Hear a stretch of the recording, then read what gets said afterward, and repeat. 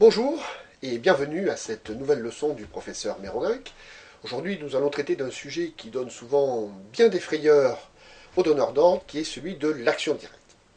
Alors, nous allons traiter dans cette leçon de quatre choses. D'abord, nous allons traiter du contenu juridique de l'action directe, de ses contours.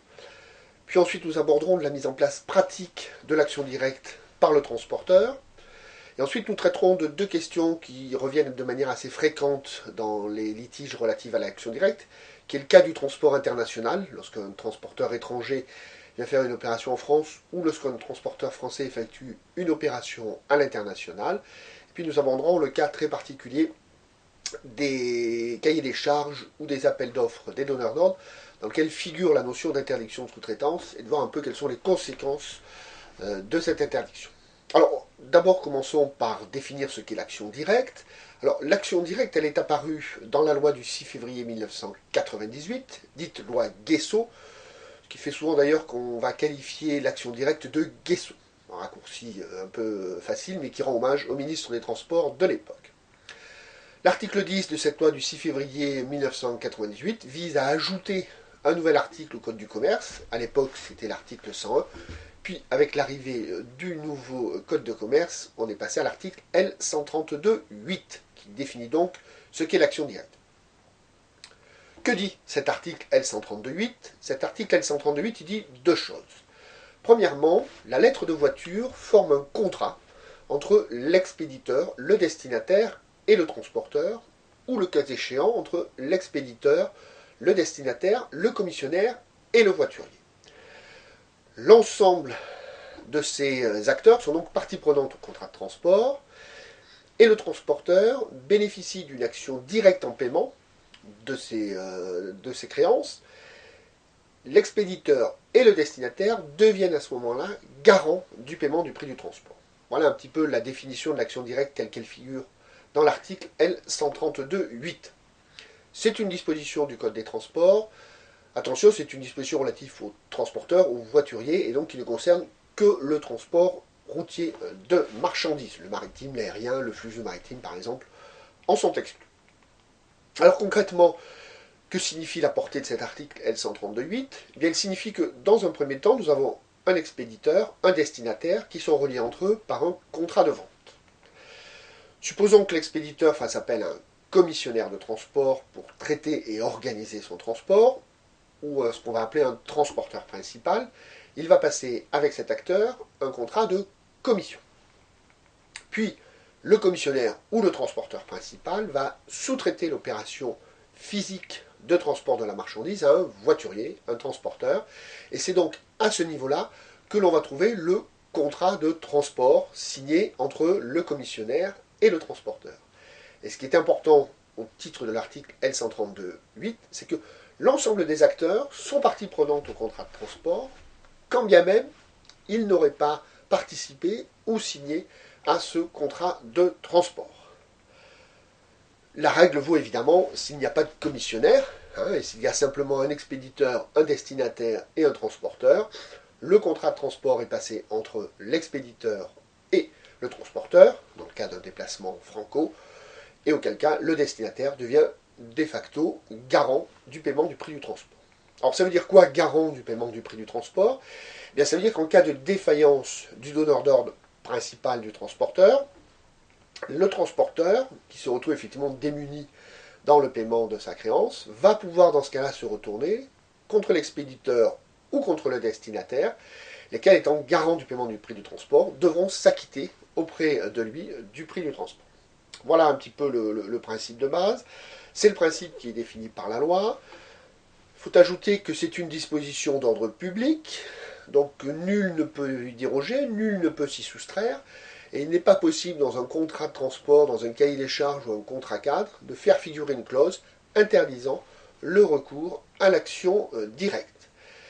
Ça va plus loin, puisque ni le destinataire ni l'expéditeur ne peuvent invoquer le fait qu'ils ont déjà payé une première fois le transport pour refuser de le payer une seconde fois. C'est vrai, un expéditeur va avoir payé son commissionnaire, le commissionnaire est défaillant, le transporteur fait jouer l'action directe, et donc il y a effectivement un double paiement dans ce cas-là qui va s'enclencher auprès de l'expéditeur et du destinataire, ce qui a fait effectivement que lorsque la loi est apparue, cela a créé un certain émoi auprès des expéditeurs et des destinataires. Alors, c'est le principe défini par la loi. Maintenant, comment le transporteur, concrètement, va-t-il mettre en place cette action directe? Quelles sont les limites? Quelles sont les contraintes? Quelles sont les règles qu'il faut observer? Dans la mesure où, effectivement, le bénéfice de ce droit va être soumis quand même à l'obligation de respecter un certain nombre de règles, de codes, qui ont été définis au fil du temps par la jurisprudence et par les cas pratiques qui ont été soumis. D'abord, il faut évidemment, ça va de soi, une défaillance du débiteur. On va constater cette défaillance dans deux cas particuliers. Le premier cas, c'est le défaut de paiement du donneur d'ordre du transporteur, qui peut être lié à un litige qui traîne, qui peut être lié à un avoir qui n'a pas été réglé, qui, pour des raisons X, Y, Z, entraîne des délais de paiement qui sont très très longs. On considère qu'il y a défaillance et donc possibilité d'activer l'action directe.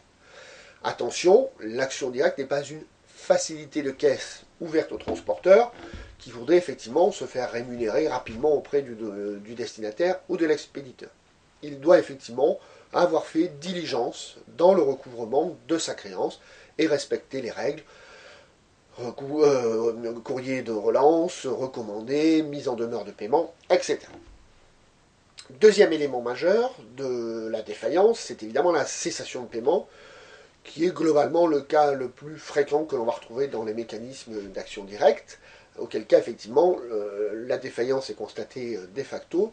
La jurisprudence considère que le transporteur n'a pas besoin de déclarer forcément sa créance au passif du donneur d'ordre. Je pense que c'est plutôt concis. Une fois la défaillance constatée, le transporteur, deuxième étape, devra effectivement prouver, avérer qu'il a bien réalisé l'opération de transport et qu'il est bien encore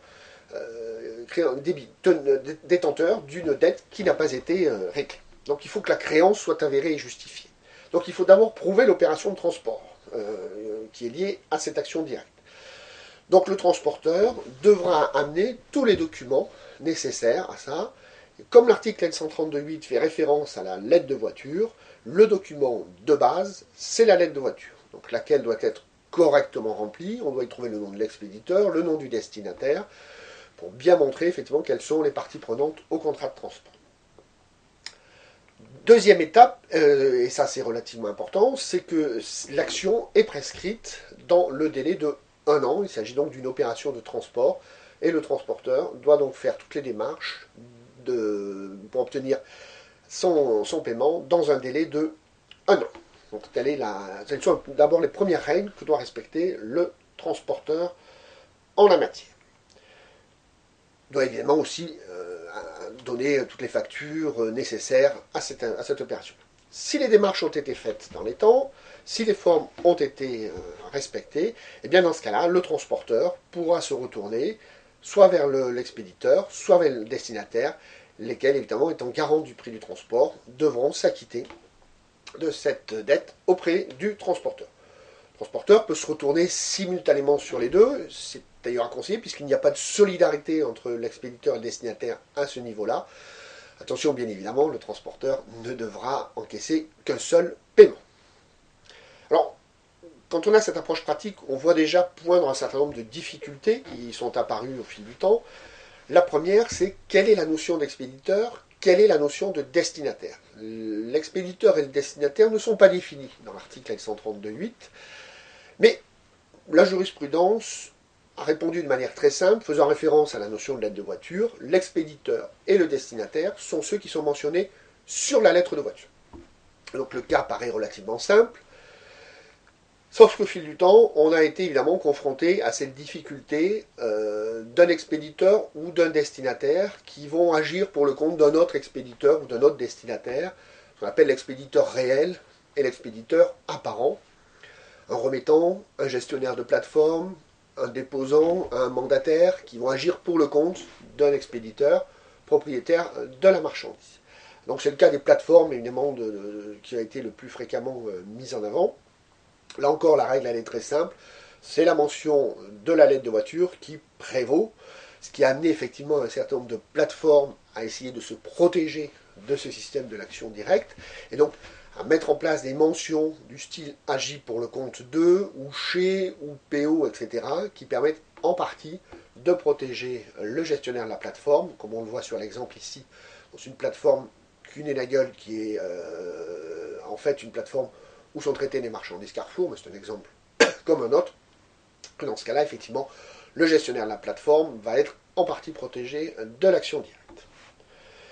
Deuxième problème, mais qui n'est pas des moindres, lorsqu'on se situe dans une opération de groupage ou de dégroupage de la marchandise, dans lequel effectivement le transporteur, qui va se situer par exemple au niveau de la distribution des marchandises, de la livraison des marchandises, du dernier kilomètre, va être confronté à une multiplicité de destinataires et une multiplicité d'expéditeurs. Chaque position correspondant à un couple expéditeur-destinataire différent. Alors c'est évidemment relativement compliqué pour lui. Il a évidemment un document d'accompagnement de la marchandise qui lui appartient, et dans lequel on va trouver un état récapitulatif de l'ensemble des expéditeurs, de l'ensemble des destinataires. Cet état récapitulatif va être signé par chacun des destinataires. Donc on a bien le nom des expéditeurs et des destinataires. On a cependant un réel problème, c'est que le transporteur, lui, est rémunéré généralement sur la base d'un forfait journalier, accompagné d'une variation en fonction du nombre de kilomètres parcourus, et qu'il lui est extrêmement difficile d'isoler pour chaque destinataire ou pour chaque expéditeur quel est le montant réel de sa créance vis-à-vis du donneur d'ordre, du dégroupeur dans le cas présent. On y arrive, mais c'est compliqué, c'est fastidieux, il faut remonter sur les factures du donneur d'ordre pour arriver effectivement à trouver une cote souvent mal taillée. Dernier problème en pratique qui se pose au transporteur, lorsque l'expéditeur et le destinataire sont les mêmes. Alors on va trouver ce cas dans les relations interusines, c'est-à-dire que lorsque le transporteur va partir d'un site d'un industriel pour aller livrer un autre site du même industriel, bien dans ce cas-là, l'expéditeur et le destinataire étant le même, malheureusement, pour le transporteur, en cas de défaillance de son donneur d'ordre, il n'y a évidemment pas de recours possible.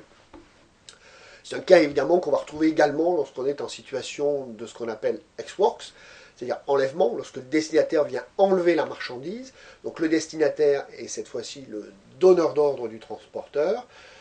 A-t-il le statut d'expéditeur? La réponse, là encore, n'est pas simple, et évidemment, tout va dépendre des mentions qui figurent sur la lettre de voiture.